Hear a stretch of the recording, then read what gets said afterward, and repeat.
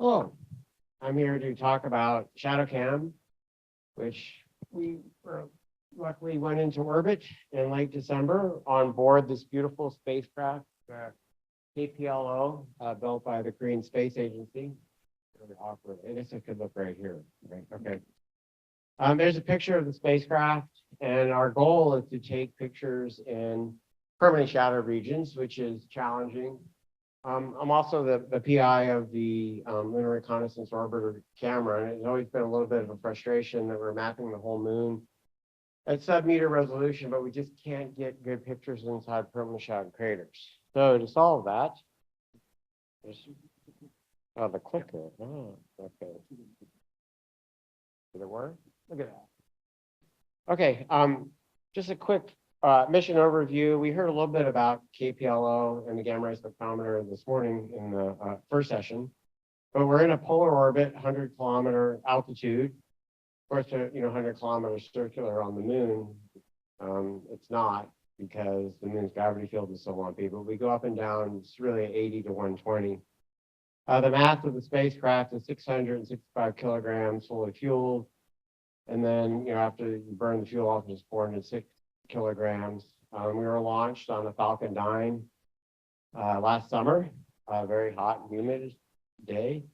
And we went into I should have put mapping orbit on 31st of December. I think we actually went into elliptical orbits 3 or 4 days before that. The objective of the mission is, for the Korean Space Agency to develop their lunar exploration technologies and do a lot of great science while we're there.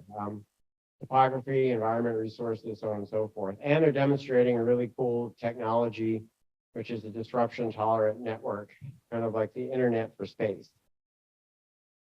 Okay, here's a graphic of the spacecraft. I'm not going to go through all these payloads because I don't have time, but suffice to say that there are 6 payloads on board the spacecraft, one of them being ShadowCam. I had a picture of flight hardware. I love, seeing flight hardware, so I can't resist putting pictures in. It's any of you who are engineering, you'll chuckle about this. It's just a simple modification, to Lunar Reconnaissance Orbiter camera, but nothing is ever simple when you're building things to go out into space. And if I had a bunch of time, I could tell you stories about that. But our objectives are to map albedo patterns in permanent shadow regions and interpret their nature, investigate the origin of these anomalous radar signatures that were seen from previous orbiting radar assets, document and interpret any temporal changes that we may see, map the morphology of the permanent shadow regions to search for any landforms that may be indicative of the presence of ice in the near surface. By near surface, I mean top tens of meters, and provide hazard and trafficability information within PSRs for future landed elements. Okay, the way this instrument works, I guess if I point here, it won't show up there, will it? Is we take advantage of the sunlight that's over here, comes in, hits a little area on the wall of a crater, and then that light is scattered down inside the shadow region. So the camera is about 200 times more sensitive than the LROC NAC, so that we can take pictures in these dimly illuminated regions with a pixel scale of a little better than 2 meters and a signal to noise ratio. On average, of course, it changes depending on the lighting of a particular crater, or something like 100. So we get really beautiful images. Here's a picture just to show that I'm not just making it up. What we're getting right now. This is the steep wall of this crater inside the floor of Varshavinsky near the North Pole. Light was coming from this direction, illuminating that wall and bouncing down into the crater. And we're looking at the steep wall on that side. You can see these albedo patterns, and you can see small boulders. We're getting down to the detection limit. So these are 5 or 6 pixels across 10-meter boulder right there. So the camera is working beautifully. Here's just an example of how confusing the lighting can be. This is the rim of Marvin Crater, which arcs across the scene here. On the left, where it's all white, that's ground that was illuminated when we took the picture. We cannot image illuminated ground because the camera's too sensitive, it saturates. So we can only image inside shadowed regions. That upper arrow that's pointing this way shows that crater, if you look inside that small crater, that the illumination is on that side, and then once you go over down into Marvin Crater, you can see the lighting is coming from the opposite direction. So it gets really confusing when you're not used to looking at pictures like this. And then on a big crater, like say Shoemaker, when you're in the center of the crater, if you're a cube sitting there, you can get lighting, even lit lighting on all three sides of the cube. If you're further back, away from the illuminated source, changes dramatically. It's more normal. If you're up near the illuminated wall, you can get illumination on all sides. The craters look really weird.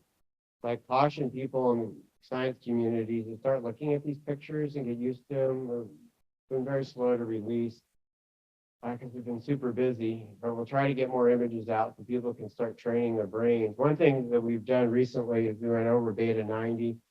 We acquired a bunch of images in equatorial areas, over the terminator, so they have the similar lighting that we see at the poles, and you can compare them to normally illuminated images that we see with an arrow angle camera. Okay, identifying albedo boundaries, that's one of our goals, but we knew it was going to be difficult because as the phase angle increases, okay, as the phase angle increases, you start losing contrast. And of course, we have something similar to very large phase angles in permanently shadowed regions. So one of the first things that we did is we got very lucky when we first turned on the camera. A few days later, we flew over the L-Cross impact site. And we were hoping to see something that looked like these previous impact events. This Ranger 7 right there and Paul 14, because the crater should be about 20 or 30 meters into diameter, depending on the inputs to the model. But when we got into Cabeus crater where it impacted, no sign of the impact crater. So it could be that the estimates of where it impacted are way off, but that's not really plausible because the work was really good. I think it's just that we're in a very challenged area. It's a very large permanently shadowed, one of the largest permanently shadowed regions on the moon, Cabeus crater. And one of the best reasons one of the coldest, that's why the impact is there. We're just not seeing albedo contrast boundaries there. We're going to keep trying. Every time we fly over, the lighting is coming from a different azimuth. So, we have to kind of stay tuned for that one. But, just suffice to say, the point is here, it's challenging our goal of mapping out albedo boundaries in some of these permanently shadowed regions. Okay, thank you. Okay, super successful added bonus is we've been collecting stereo observations, which is incredibly important for mapping out, these, I was mentioned, landforms that may be indicative of ice in the regolith. Because if you want to know the depth to diameter ratio in the slopes, it's really difficult to get that from just a single image. So the CARI team has been totally awesome, and they've been slewing the spacecraft. So what we'll do is we'll do a nadir image, and the next orbit is slewed, the next orbit a nadir, and we've been collecting these test stereo observations.